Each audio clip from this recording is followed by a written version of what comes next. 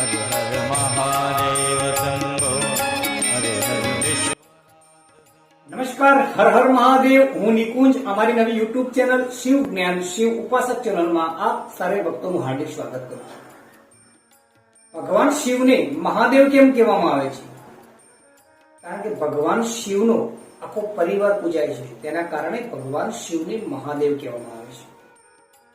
ભગવાન શિવની તો પૂજા થાય છે, પરંતુ ભગવાન શિવના અર્ધાંગિની એટલે કે માતા પાર્વતીની પણ પૂજા કરવામાં આવે છે. ભગવાન શિવ પૂજાય, ભગવાન શિવના અર્ધાંગિની એટલે કે માતા પાર્વતી પૂજાય, તેમના બંને પુત્રો ગણેશ અને કાર્તિકેય ભગવાનની પણ પૂજા કરવામાં આવે છે. ભગવાન ગણેશ તો પૂજાય છે, પરંતુ ભગવાન ગણેશની બે ધર્મપત્નીઓ રિદ્ધિ અને સિદ્ધિની પણ પૂજા કરવામાં આવે છે.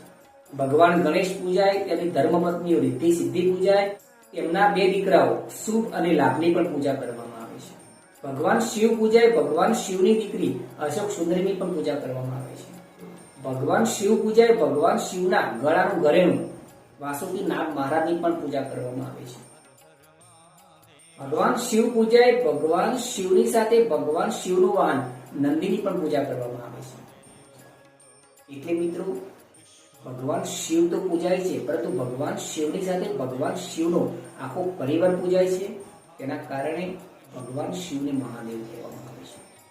જો મિત્રો આપ સૌની શિવ જ્ઞાન શિવ ઉપાસક ચેનલ મારફતે જો તમને કંઈક નવું જાણવા મળ્યું હોય તો ફટાફટ શિવ જ્ઞાન શિવ ઉપાસક ચેનલ વધુમાં વધુ સબસ્ક્રાઇબ કરો, શેર કરો, લાઈક કરો, ફોલો કરો, જેથી ભગવાન શિવનું જ્ઞાન, જેથી ભગવાન શિવની વાત અમે દરેક ભક્તો સુધી પહોંચાડી શકીએ. એક લાઈક દરેક જીવ માત્રના કલ્યાણ માટે. કોમેન્ટ્સમાં હર હર મહાદેવ લખવાનું ભૂલશો નહીં. હર હર મહાદેવ. જય કાશી વિશ્વનાથ. નમસ્કાર.